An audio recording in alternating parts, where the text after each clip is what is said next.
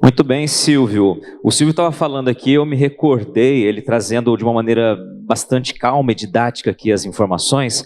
Eu me recordei de 2009, se eu não me engano, Silvio, tinha um projeto da era BMF ainda, BMF Bovespa, que era BMF Bovespa vai ao campo, era justamente para trazer informações de ferramentas como as que você destacou. E aí você trouxe um panorama, né, do mercado em que a gente vive um momento que não era imaginado há um ano atrás, né? Então, os preços das commodities muito inferiores, né, ao que a gente estava acostumado nos últimos anos, e claro, isso tornou um desafio muito grande, principalmente porque a famosa comercialização antecipada, né, a venda futura não foi tão volumosa quanto em momentos anteriores, até pelo fato da perda de referência dos preços, já que a gente vivia um momento de custos muito elevados.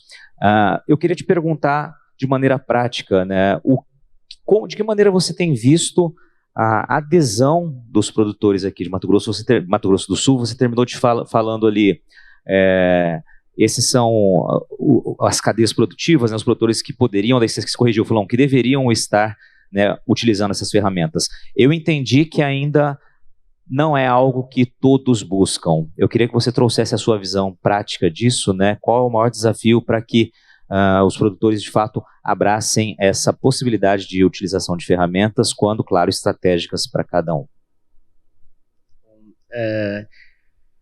Bom, assim, a gente tem bastante atuação aqui no estado do Mato Grosso do Sul, então a gente já vem há alguns anos para cá, a equipe, então a gente está inserido no mercado, principalmente aqui na Praça de Campo Grande.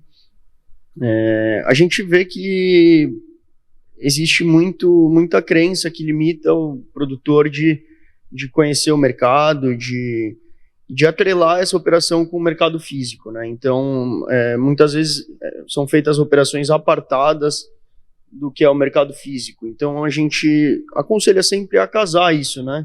Então, realmente planilhar. Então, vou fazer uma operação no mercado futuro para quantos caminhões de boi ou para quantos caminhões de milho, de soja, e casar isso numa planilha, fazer realmente o controle desse RED de forma efetiva. Ou seja, então, o melhor caminho pelo que você desenhou aqui, evidentemente, não apostar todas as fichas, né, em uma estratégia apenas, mas sim separar, planilhar e fazer uso dessas ferramentas de maneira estratégica. Isso, de maneira organizada, né, e com cautela, faz primeiro parcela dessa produção, posteriormente você vai aos poucos aumentando esse volume, porque você vai ganhando confiança, você vai conhecendo os produtos, vai conhecendo os mercados, as dinâmicas do mercado. Então, essas são, assim, os meus conselhos na prática para o produtor começar a entender um pouco essa dinâmica mesmo. Perfeito. Quem utilizou essas ferramentas no ano passado, evidentemente, vive um cenário um pouco diferente do que a grande maioria, é isso também? Com certeza, tá? Dormiu tranquilo, né? Do ano passado para esse ano, a gente teve queda muito grande nos preços das commodities, e é um cenário que a gente observa muito. Então, nesse momento de baixa, que a gente tem a maior demanda, a maior procura de produtores para estar fazendo hedge, para estar utilizando a bolsa como ferramenta de proteção. Pessoal, alguém tem alguma pergunta para o Silvio aqui, para aproveitar o conhecimento técnico dele aqui, como estratégias, né, as ferramentas possíveis? Você trouxe o hedge de opção também, né? São as duas mais utilizadas. Tem alguma outra ferramenta que você aconselharia? Eu sei que você aproveitou o tempo que tinha, né, para resumir um pouco o panorama e essas duas, mas se tiver alguma, a gente pode encerrar com você comentando. Sim, a gente também, além de opções e mercado futuro, que são produtos de corretora, né, de tela, a gente também tem produtos de tesouraria, como o NDF, que se assemelha muito a um termo financeiro. É um termo que você não vai ter entrega física do produto, você só vai liquidar a diferença financeira da commodity entre a data da negociação e a data do vencimento. E, bom, basicamente assim, para a estratégia de hedge, assim, a gente trabalha com esses três produtos. Perfeito, acho que está vindo pergunta, Alana, está vindo pergunta agora do público, né? Já vou trazer, então, deixa eu ter aí para pegar, a gente encurta a distância, vamos lá. Legal essa pergunta, uma pergunta que também muitos pecuaristas, né, começando a investir também na agricultura. A gente viu um caso aqui, né, também hoje pela manhã, claro, fora os 12, 13 anos que estão investindo, mas é uma realidade em todos os estados, né? E aí a pergunta é como funciona o prêmio na soja?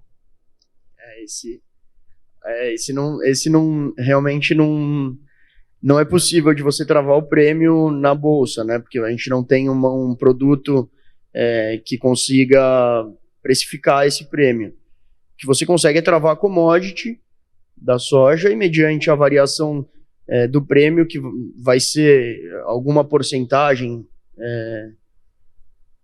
da commodity, mas não vai ser 100% dela. Então você vai ter uma diferença de... Claro, você não vai ter a base perfeita, que a gente chama, né, de diferença, mas você vai estar com pelo menos a commodity travada. Então, os prêmios também são parametrizados pela commodity, então essa oscilação do prêmio, realmente a gente não tem ferramenta que consiga estar fazendo essa trava hoje. Deixa eu só perguntar para o senhor, fez a pergunta, eu queria saber se havia uma... Como funciona, como é calculado o prêmio? Perfeito, não uma ferramenta de travar, mas de que maneira prática funciona o prêmio, né? A mensuração do prêmio, enfim, o que define se o prêmio está positivo ou negativo no porto.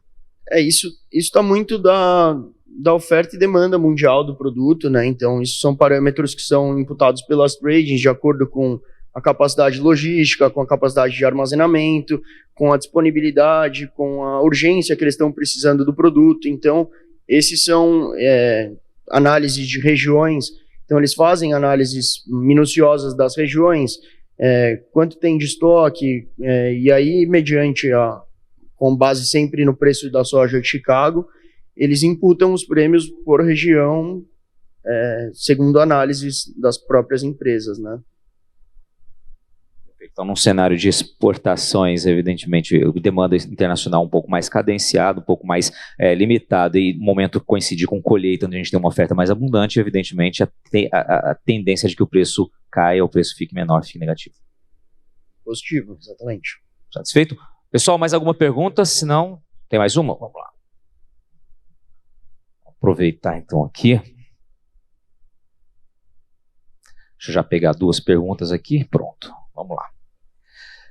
Tendo em vista a oscilação do câmbio, há como o produtor se utilizar de opções de compra para aquisição dos insumos? Quais os mais comuns e as alternativas para os fertilizantes? O fertilizante, você também não vai ter o produto fertilizante na bolsa, né? Então você não vai conseguir tá diretamente travando o produto fertilizante. O que você consegue é utilizar a ferramenta do câmbio. Uma vez que o produto é dolarizado, você vai ter aí um tamanho da sua operação no mercado físico, você consegue acessar o mercado de dólar e se proteger dessa oscilação do câmbio para compras futuras de fertilizante, de acordo com o tamanho que você vai precisar utilizar. Perfeito. Tem uma aqui, pergunta, acho que essa aqui para a gente encerrar. Então, Silvio, o hedge de opções costuma ser mais caro de acordo com a quantidade de meses futuros? Você poderia dar exemplos disso? É uma pergunta e um pedido de exemplos. Sim, o preço de uma opção entre várias variáveis que tem, uma delas é o tempo. Então quanto mais longa for a opção, o preço ele tende a ser maior aí para você pagar ele. Muito bem. Antes de agradecer o Silvio, que eu sei que assim que eu agradecer as pessoas vão levantar, eu vou dar um recado importante aqui. Proprietário da Hilux branca QAZ3D22. QAZ3D22. Você precisa urgentemente ir até onde estacionou o carro, tá? Por gentileza, se estiver aqui nesse auditório, o recado está sendo dado nos outros auditórios também. Silvio, quero te agradecer, parabenizar, continua, né, levando opções para os produtores para que eles possam fazer a melhor gestão dos riscos, né, e a gente evitar perdas financeiras em situações de oscilação tão grande como a gente viu do ano passado para cá. Os aplausos aqui para o Silvio, pessoal. Silvio Alface, da Genial Investimentos.